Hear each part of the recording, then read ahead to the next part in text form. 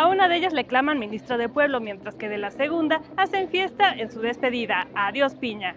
La ministra presidenta de la Suprema Corte de Justicia de la Nación, Norma Piña, y la ministra Lenia Batres presentaron su informe anual de resultados. Las reacciones a ambos fueron diametralmente distintas. Deja que aquí en De Raíz te contemos por qué.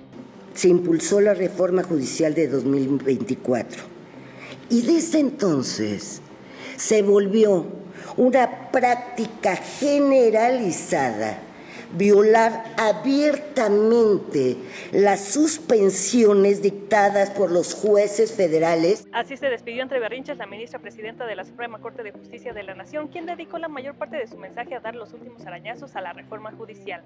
Aseguró que se trata de una venganza para terminar con la autonomía del Poder Judicial a consecuencia de la invalidez de ciertas resoluciones en el mandato de López Obrador, específicamente al no permitir el traslado de la Guardia Nacional a la Secretaría de la Defensa Nacional, a no permitir clasificar como de interés público y de seguridad nacional los proyectos y obras denominados como prioritarios para la 4T y a la invalidación del paquete de reformas denominado Plan B.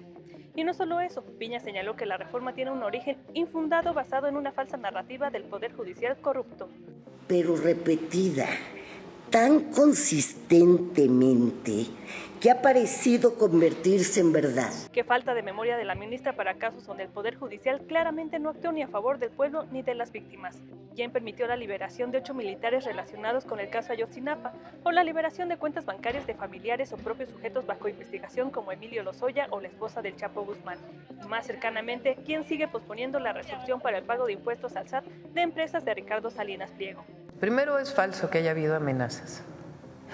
Desde el Ejecutivo, ni el presidente López Obrador, ni de nuestra parte, ha habido ninguna amenaza a ninguna persona juzgadora. Pero no se tenga la menor duda, seguiré denunciando cualquier exceso que se tenga en el Poder Judicial.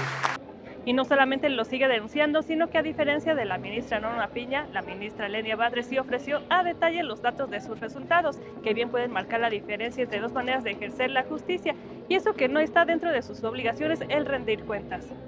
Batres dividió su informe en 3 rubros: justicia social, austeridad y transparencia. Del primero destacó la visión y logros de la Cuarta Transformación, en el proceso de devolver el poder y la dignidad al pueblo mexicano al defender sus derechos y suprimir los privilegios de las altas élites. La ministra del Pueblo analizó y votó este año 1.839 asuntos en pleno y sala. Tuvo casos como las impugnaciones a la ley del tabaco, donde dio preeminencia a la salud por encima de la libertad de comercio.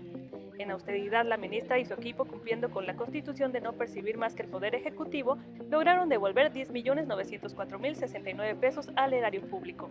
A quienes han intentado frivolizar este esfuerzo de esta ponencia, que devuelvo estos recursos porque debemos empezar en algún momento y porque creo que el buen juez por su casa empieza. Y en la transparencia, Batres ha generado de cada caso atendido notas informativas de las resoluciones, así como ha presentado los comprobantes de devolución de recursos. A pesar de haber presentado solicitudes y propuestas ante la Corte tendientes a transparentar la actuación jurisdiccional, todas estas solicitudes fueron rechazadas.